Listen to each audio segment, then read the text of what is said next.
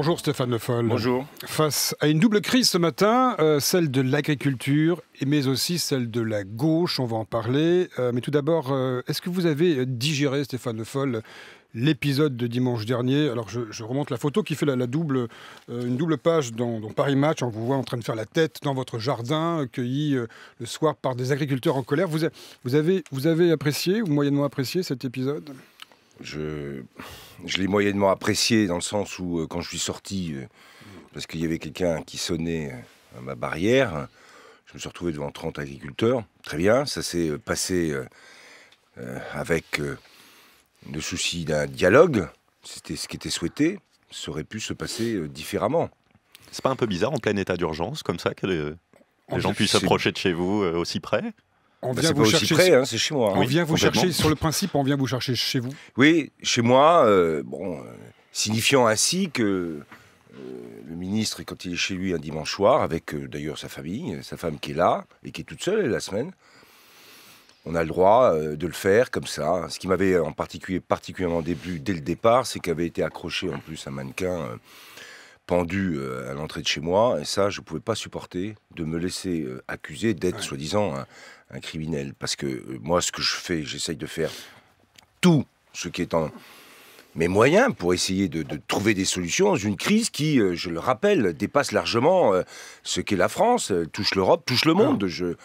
Et donc, avec cette situation, je comprends la détresse, et je comprends la colère. Mais en même temps, il y a des moments où il faut rappeler de temps en temps que, et je l'ai déjà dit, le respect, ça compte aussi. Pour tout le monde, d'ailleurs. Alors, vous inaugurez demain, justement, avec François Hollande, le salon de l'agriculture, sur fond de colère des exploitants. Vous redoutez des incidents? Vous êtes dans vos petits sabots, peut-être, non là, je ne serai pas dans les petits sabots, parce que je n'ai pas l'habitude d'être dans les petits sabots.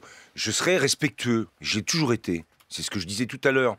Moi, je respecte le travail et les agriculteurs. J'en suis d'autant plus, comment dirais-je, comptable que moi aussi, j'ai fait un BTS agricole. Je ne sais pas, l'histoire de la vie aurait pu faire autrement. Donc, je connais. Je suis né dans un village de 256 habitants, je le rappelle de temps en temps, parce que moi, je ne suis pas issu... je suis de ce monde-là. Donc, je le connais. Et je connais les difficultés aujourd'hui. Et donc, il faudra... Et j'ai fait passer le message, d'ailleurs, à tous ceux qui voudront venir, pour ce qui est du gouvernement. Pour les autres, ce n'est pas moi qui déciderai. Mais ça sera... un salon où il faudra respecter d'abord les agriculteurs. C'est leur salon. Attention à la campagne au cul des vaches habituelle. Oui, tous attention les ans. à l'idée qu'on passe dans le salon d'abord pour soi. Là, ceux qui viendront seront d'abord là pour les agriculteurs. Alors hier, avec Manuel Valls, vous avez rencontré Phil Hogan, le commissaire irlandais à l'agriculture. Pour dire quoi? Pour dire rendez-vous le 14 mars pour discuter et faire des annonces. Alors, c'est quoi? C'est vous enjamber le salon? Non, c'est pas qu'on enjambe le salon. C'est qu'en fait, cette crise, c'est dès l'an dernier. La France demande un conseil extraordinaire en septembre. On obtient 500 millions d'euros. À l'époque, je dis, ça suffira pas. Le commissaire européen considère que les prix vont remonter à la fin de l'année. Ils ne remontent pas. Donc on reprend la discussion. La France redemande une discussion au Conseil des ministres du 14 ou du 15 février. Mais une fois qu'on engage et qu'on pousse l'Europe à bouger sur la question agricole, c'est pas au moment où on le fait qu'on obtient les résultats. Donc on a un autre conseil agricole qui est le 14 mars. Je suis obligé de tenir compte de ce calendrier. Vous savez, c'est à 28. Il faut ces discussions. C'est ingérable. La PAC est morte. C'est pas ingérable. Elle est morte, cette PAC. Non, elle est pas morte, parce que c'est 36 milliards d'euros tous les ans. C'est hyper libéralisé aujourd'hui. C'est hyper libéralisé.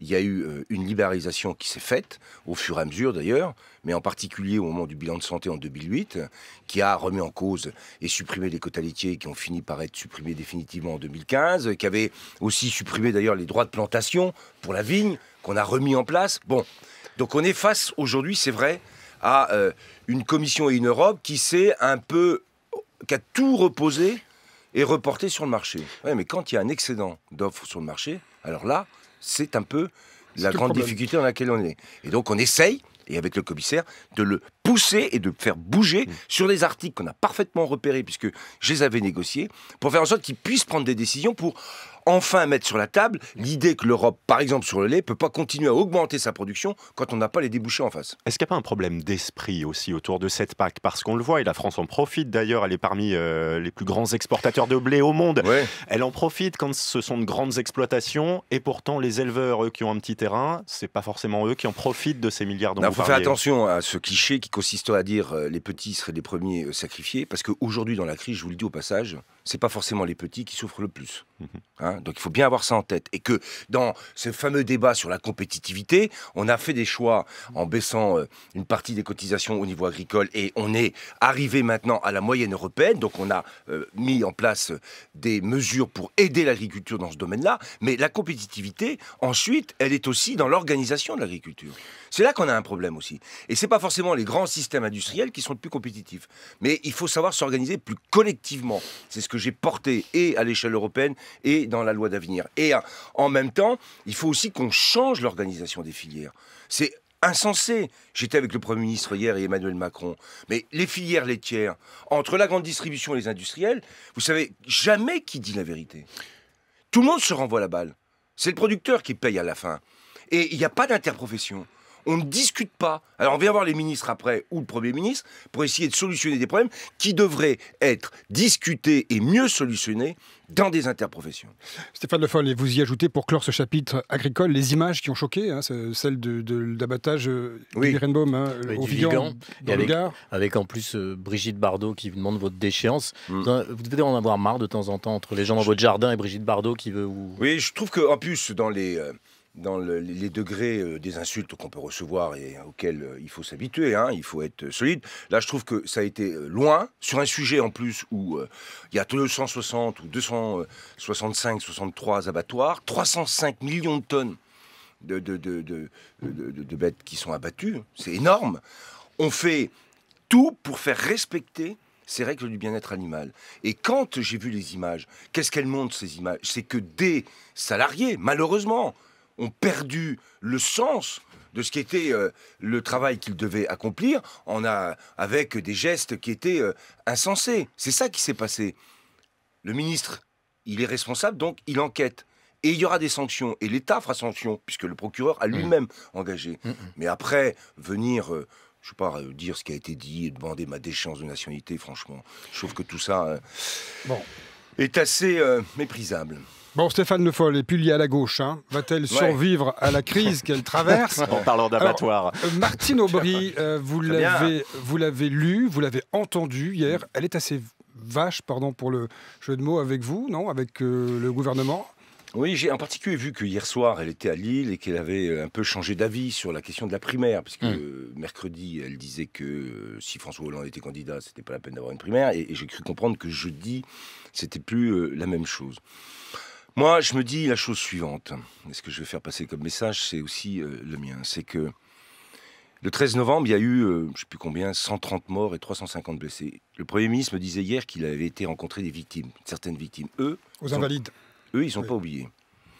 Et je trouve que dans ces moments-là, pour ce qui nous concerne en tout cas au gouvernement, on va évacuer, et je le dis maintenant de manière sérieuse, toutes ces questions de primaire, tous ces jeux qui, dans un contexte où on a à faire une crise agricole, ça c'est ma responsabilité, mais aussi une crise de lutte contre le terrorisme, une situation sur l'Europe qui est quand même à la veille du Brexit, un sujet majeur, et nous, on serait là en train de débattre de savoir si à la fin de l'année, tout le monde participe à une primaire. Est-ce que ça serait chouette? Est-ce que ça serait pas chouette? Moi, je vais laisser... Qu'est-ce que c'est évacuer? C'est quoi évacuer? Mais moi, je vais vous le dire franchement. Cette histoire, je vais la laisser à ceux qui veulent s'en occuper. Et je rappellerai à tous ceux qui, au gouvernement, ont une responsabilité, c'est que nous, c'est la France et les Français. Oui, mais le reste ne compte pas. Monsieur Le Foll, je comprends très bien ce que vous voulez dire, mais vous pouvez admettre que ceux qui ne sont pas dans le gouvernement ne peuvent pas uniquement vivre avec l'état d'urgence au-dessus de la tête. J'ai parfaitement compris. Je trouve ça légitime. C'est légitime. C'est légitime. Mais quand même, une pétition à 500 000 signatures contre la loi El Khomri. Ça, c'est un autre sujet. La CFE-CGC qui rejoint la mobilisation syndicale, des étudiants prêts à rejouer le CPE. Vous n'avez pas l'impression qu'il se passe un truc, là, qui est quand même assez lourd, assez massif, face à ce projet de loi qui arrive? Là, il y a un projet de loi qui arrive, qui n'a pas encore été déposé au Conseil des ministres, qui suscite, je l'ai parfaitement vu et entendu, un débat. Il y aura un débat. Et je le dis avec le souci de tenir compte aussi de ce qui est, ou de ce que sont un certain nombre de remarques, et en particulier de syndicats, qui assument la partie qui est la leur, c'est-à-dire le réformisme, qui ont pris des engagements, qui ont été souvent à tous les rendez-vous, et donc il faut aussi être capable dans ces moments, de tenir compte de ce qu'est cette situation et d'être sur un sujet très important qui consiste à savoir comment un code du travail qui a été quand même le fruit de toute une histoire, et je ne la conteste pas, mais dans des moments où économiquement on était sur des grandes industries, où on rentrait dans une entreprise et on faisait sa carrière, aujourd'hui on sait bien tous que ça a complètement changé. Vous allez réécrire le projet de loi en question, vous allez l'infléchir. J'ai pas dit ça. Quand je dis vous, c'est le gouvernement. Hein. Oui, j'ai bien compris. J'ai pas dit ça. J'ai dit qu'aujourd'hui il y avait un débat, vous l'avez rappelé, qui allait s'engager, avant même d'ailleurs que le texte soit déposé. Donc ensuite, il y a, et je l'ai parfaitement entendu, des syndicats, et je les ai parfaitement indiqués, je les connais, qui disent des choses. Bon, je pense que maintenant, il y a un projet de loi qui va être déposé, une discussion va s'engager, il faut être capable, là aussi, de faire en sorte qu'une réforme qui est nécessaire soit aussi un moment de dialogue, de construction collective. Vous savez bien que ça a mal commencé avec cette affaire de 49.3. Ça fait pas trop de dialogue quand une ministre explique que le gouvernement va prendre ses responsabilités. Oui, d'accord, mais enfin, bon, c'est maladroit. Je ne vais pas faire de commentaires au-delà de ce que j'ai dit là-dessus. Je pense qu'il y a un débat qui s'ouvre à l'Assemblée sur la base d'un texte, et j'ai bien vu qu'il y avait aussi un certain nombre j'allais dire de revendications, mais de réflexions qui sont portées par les syndicats, et en particulier les syndicats dont on a besoin, parce que dans l'idée qu'il y a derrière ça, si c'est pour... Et c'est ça que demandent les syndicats. Et je pense aussi une partie du patronat sur les petites et moyennes entreprises, c'est qu'on puisse aussi avoir des négociations au sein des entreprises qui permettent de mieux s'adapter aux réalités que rencontrent chacune d'entre elles. Ça, c'est important. Ça doit se faire avec un cadre et des règles. Ça a du mal à passer, ça. Oui, mais ça, je pense que chacun doit bien comprendre qu'aujourd'hui, dans une économie, on ne peut plus raisonner sous forme de grandes branches, même si ça reste un élément structurant de l'économie. Dans notre économie aujourd'hui, c'est vrai que chaque entreprise est confrontée à un marché et à des difficultés ou à des opportunités, et qu'il faut qu'on puisse en discuter. Les conditions de cette discussion et de ce dialogue, c'est qu'effectivement, il y a des syndicats qui sont en capacité de le faire. Et vous comprenez aussi que dans une entreprise, quand le chômage est à un niveau record historique, il est plus difficile de refuser les conditions que vos patrons vous imposent. Non, mais ce que je vous dis, c'est que le chômage est à un niveau historique en France.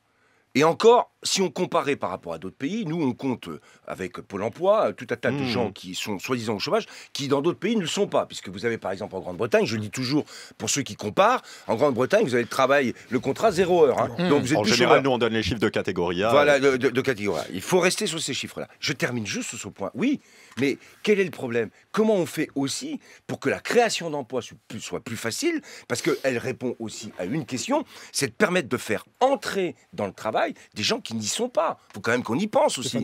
Un mot, le PS va-t-il passer l'hiver? C'est le titre du Parisien aujourd'hui en France. Ah, j'ai pas vu.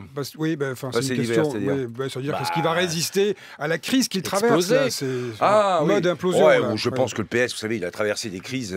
Il y en a eu dans l'histoire. Bon, eh bien, elle est costaud, mais il a la capacité de pouvoir la surmonter.